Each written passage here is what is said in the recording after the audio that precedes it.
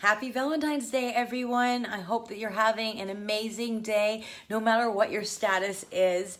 I know that today is another day that has been so commercialized to make it about food. And I was reminded today that really the best thing to show love is by helping support people's goals. And oftentimes you'll hear people talking about how they wanted to lose weight, they want to feel better, and then the next week somebody will surprise them with a treat. So if you really want to show love and support, help somebody get closer to where they want to be.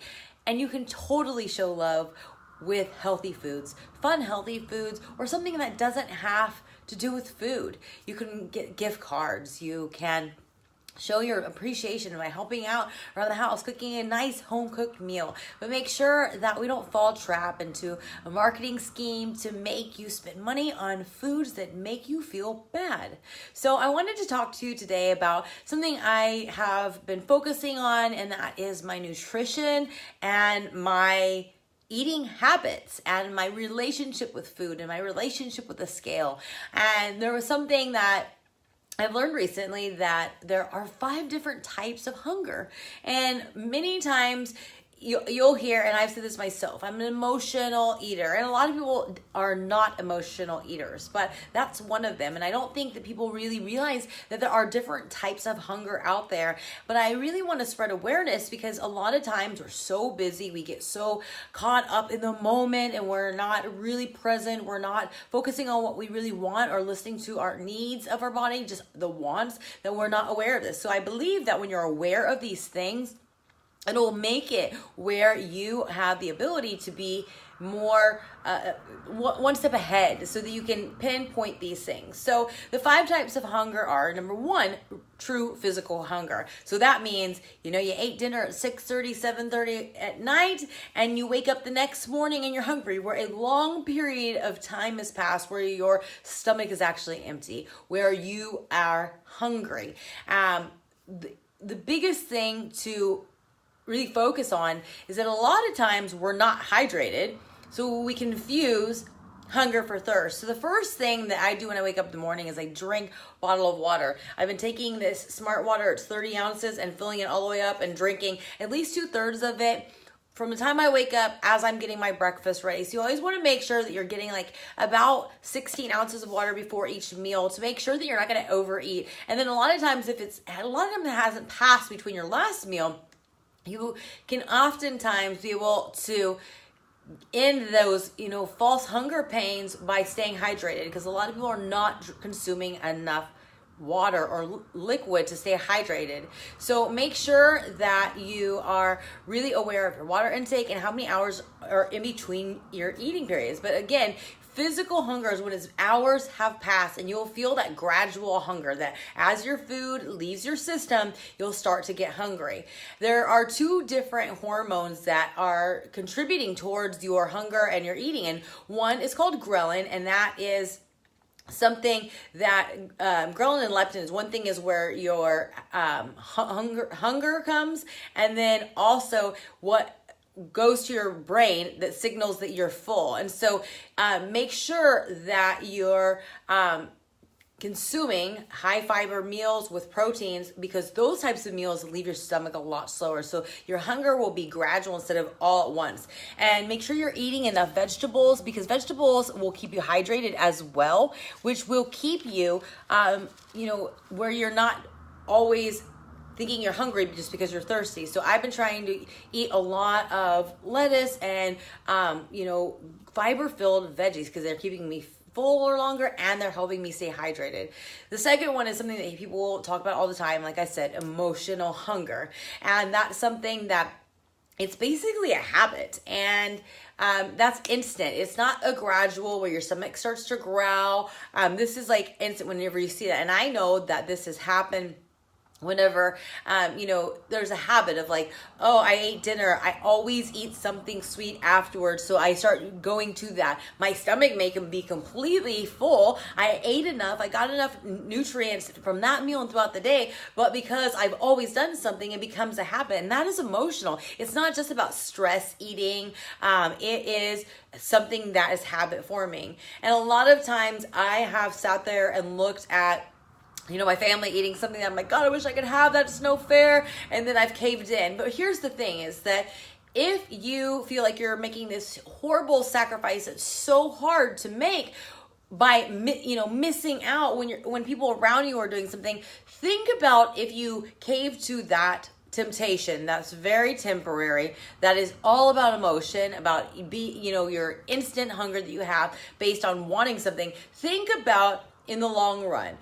You may be sacrificing now by saying, no, I don't need that. I'm completely full, or I'm going to grab a glass of water, or I'm going to eat some more veggies to make sure it's not real hunger.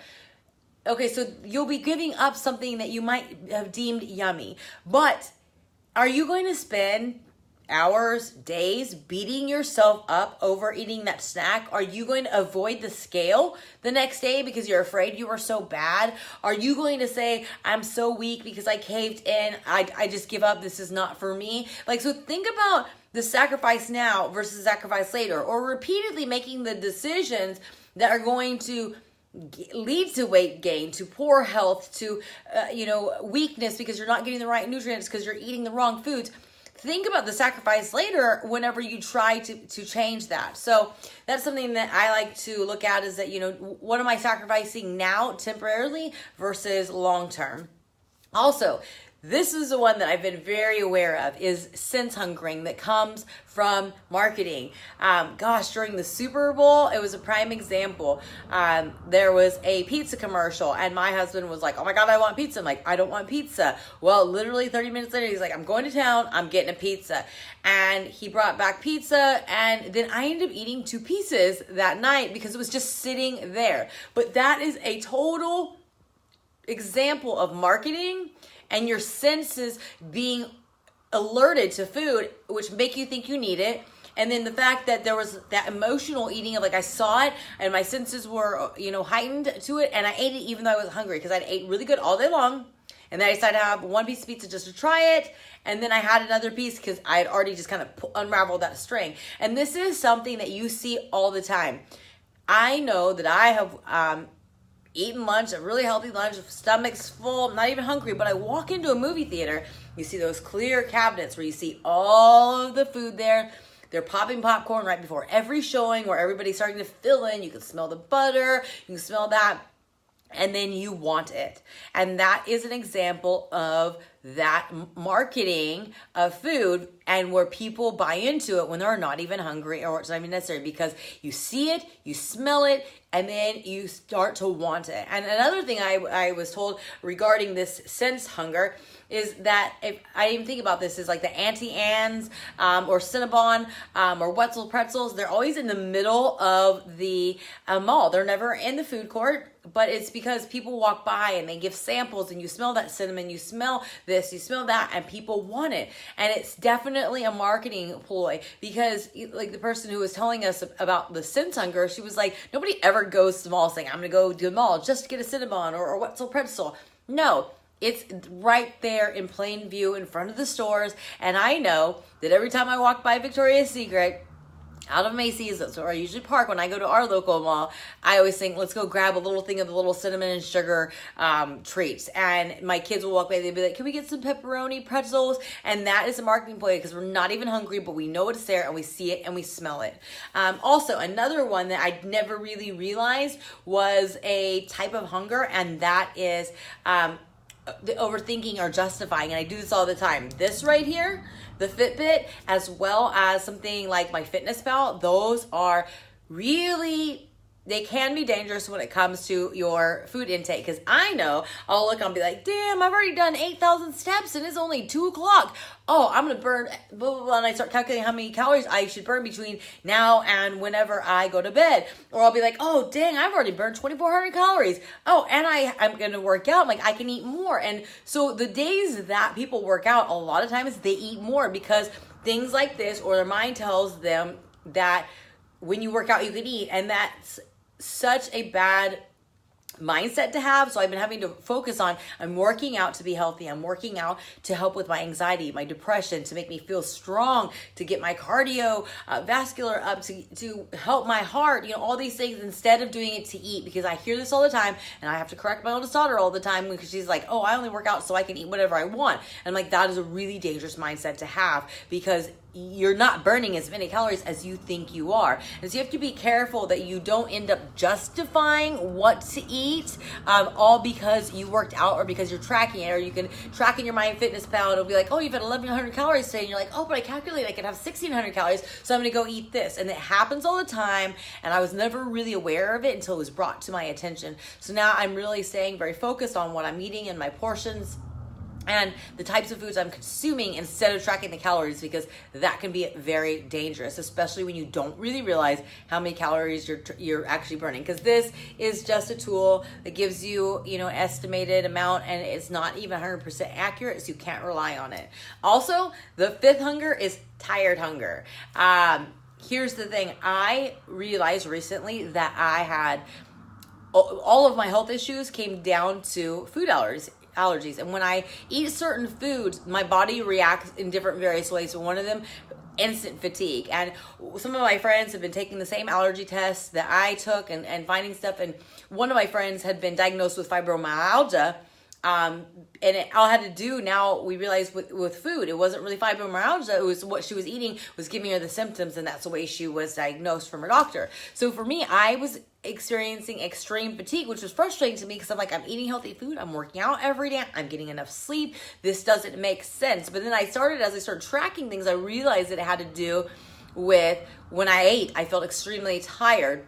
And since I've removed those things from my diet and I've added them back in a little bit of time to see, and it has that instant effect. Instant, like fatigue, like ridiculous fatigue, like I want to just lay on the ground and go to sleep, cannot keep my eyes open type of thing. So when that was happening, I was craving carbs, because carbs turns to sugar. That gives you an instant rush. And that's why so many people crave carbs, because they're not getting enough sleep, they're not getting enough to eat, they're tired, and their body just sends a craving to get something that's going to give them that instant sugar high, that boost, that energy. And that's why, carbs are your fuel. They give you energy. But oftentimes people don't turn to the right carbs, or they eat too many carbs. But that's something that happens is when you are tired, you're going to be more hungry. The hunger hormone ghrelin actually is changed when you're tired, and leptin, what tells you that you're satisfied, that leptin goes down, the ghrelin goes up when you're tired. So it's extra hard to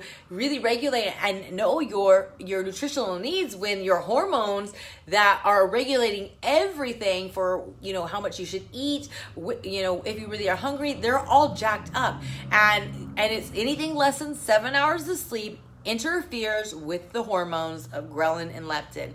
And I mean, that when you're tired, you reach for coffee. A lot of people pick up sugars and those sweet coffee creamers and all these things that maybe one day aren't going to matter, but over and over and over and over again, those calories add up, the sugar content adds up. And so these are the things that affect you and your hunger. And so my biggest piece of advice to everybody, start tracking what you're eating, start tracking your sleep, start tracking the things so you can be aware of your hunger. Pay attention to how you're responding when you see somebody talking about food. I mean, I know somebody's, has asked me before, do you want to go out to eat? I'm like, not hungry, but I'll go with you. Literally within a block of the restaurant, as I've been focusing and thinking about it, I already know what I'm going to order, even though I wasn't even hungry whenever we headed out there. But it was just the power of suggestion. So I hope that this has helped, and I hope that you can now be more aware of, ask yourself, is this real physical hunger?